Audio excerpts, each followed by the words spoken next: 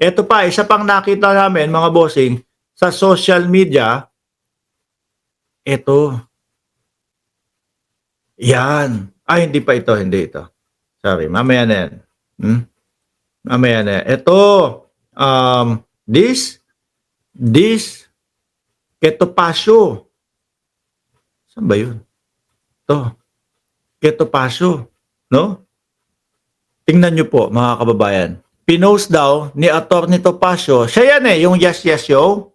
Si Atty. Topacio yan Pinost daw ni Atty. Topacio to. This, ito naman, sila admin, fake news na pinakalat, no? Di namin ma-expect na makagawas panas.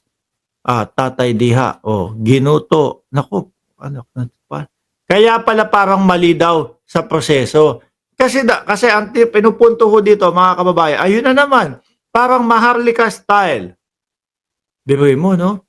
Kung totoo to, kung talagang si Atty. Topacio pinost to, Maharlika style na tipo bang, eto daw yung merong kamukha at ito, yung mga judge po sa ICC, kasama daw po kasi ni First Lady Lisa Marcos. Ayan nga daw po. May nakapagsabi, ito Pilipina daw po ito. Pilipina din daw po talaga ito. At magkamukha lang, hawig lang, sinasabi nila na kaya daw, mga bossing, nakuha na si Tatay Digong kasi ayan nga po si First Lady Lisa Marcos ang may kagagawan, no? Kumakalat ito sa social media din. Kaya nga sabi ko sa inyo sandamakmak ang kumakalat na peking balita sa social media. Sabi ni BMBLB, Boss Mark, buhay pa ba si Banat Bay? Yung hindi si Banat, ewan ko doon.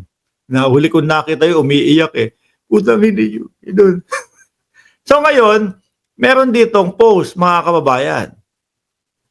Nakita ko to doon sa channel nila Etera kaya kinuha ko No? Sabi dito, the Integrated Bar of the Philippines, IBP, no, is currently tinitingnan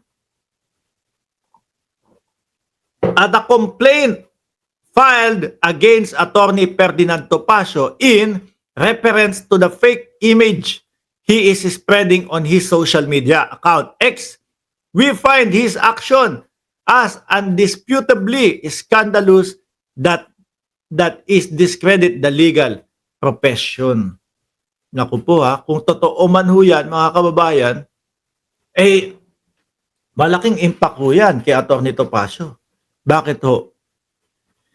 Yan ang kinabubuhay ni Atty. Topacio, mga kababayan Kung sakali na madidisbar at ipapadisbar nung sinasabing naghahanap kay Atty. Topacio, mga bossing, nako, mahirap, no? Kawawa. Talagang yan naman yung talagang pinagkakakitaan niya di ba? Tingnan niyo po yung mga kliyente ni Atty. Topacio, mga big time po, no?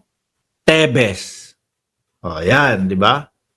Yung kampo nila Alice Guo, yung si Cassandra, apelyido ni Cassandra Ong.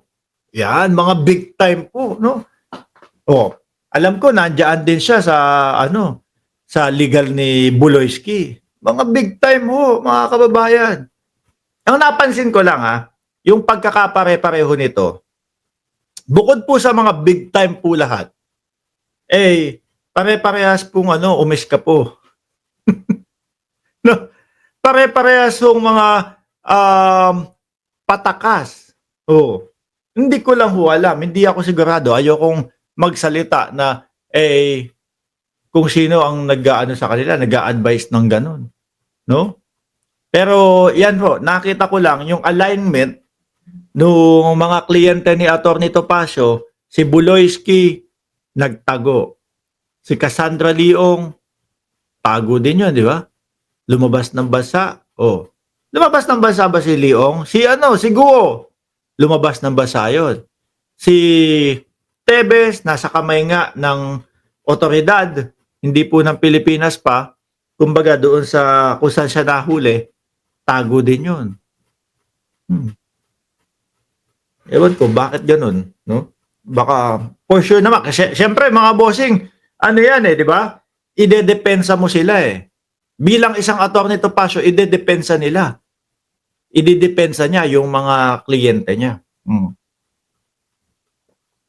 Mali nga naman to, no? Kung ipinost talaga ni Attorney Topacio to na pagmumukhain mo nakasabwat si First Lady dahil nga meron siyang kasamang mga Pilipina po talaga yan daw eh. May mga kasama siyang ganito at kasama niya yung mga judge ng ICC, problema. Magkakaproblema ho, mga bossing. Sabi ni Roel Bello, General Torre is the generation of General Pabianber. Parang may pagkakahawig. Di ba? Nako po. Malalagay talaga sa alanganin itong mga DDS na ito. Kung ganito ho, yung kanilang mga lakad at ganito ho, yung kanilang mga paulit-ulit na sinasabi, may kalalagyan ho yan. No? Ano sabi dito? Sa ilalim pa, cooking show daw. Kaya pala cooking show daw. No? Kaya pala nadala ang dating Pangulong Duterte doon sa sahig. Dahig. Sa dahig. Dahil daw po dyan. Sabi ni J. Timblique, nagsilabas sila ng bansa pero si Digong lumabas na ng bansa. Gusto naman nila bumalik. Oo nga. Sabi ni Eli, hinala ko lang na baka ipinagkanulo nila si Duterte para makuha ng ICC at kaawaan ang mga utu-utong Pilipino at ipatumba at isisi kay BBM. Ang isa sa naiisip ko naman dyan, mga bossing, no? May nagkanulo kay dating Pangulong Duterte para magmukhang alaninoy pero hindi yung tipong papatayin, no? Yung tipo bang ipahuli natin to, ipa-aresto natin to, sabihin natin labas ng Hong Kong para ganito, ganyan. Tapos, sabay ibabanat nila doon sa kandidatura nila. Iboto nyo po lahat ng PDP. Yung mga gano'n. Tingin lang ho ito analisa lang ho o opinion lang ho. Iboto natin lahat ng PDP. Kawawa naman. Tutulungan si dating Pangulong Duterte para makabalik ng Pilipinas. Yung mga ganong naratibo. Yung naratibong ganon, yung pagkakasabi, naririnig ko na po sa kanila yon, no?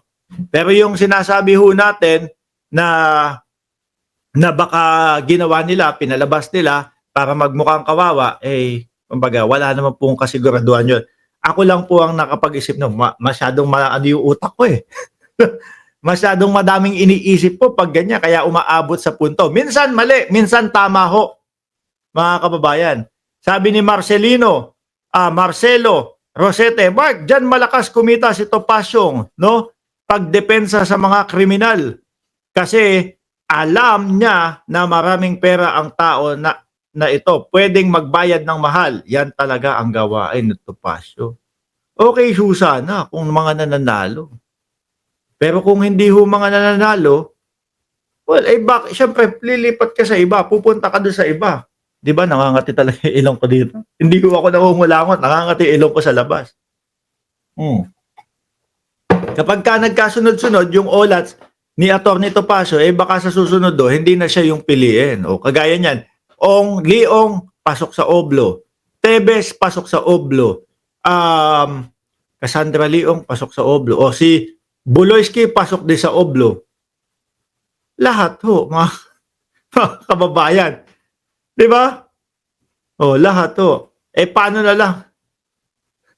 Paano na lang? Nabuti, hindi nila inano. May nakita ako eh. Ito, inaano ng mga DDS ngayon. Si General Torre. Ganito yung ginagawa ng mga DDS. Ayan.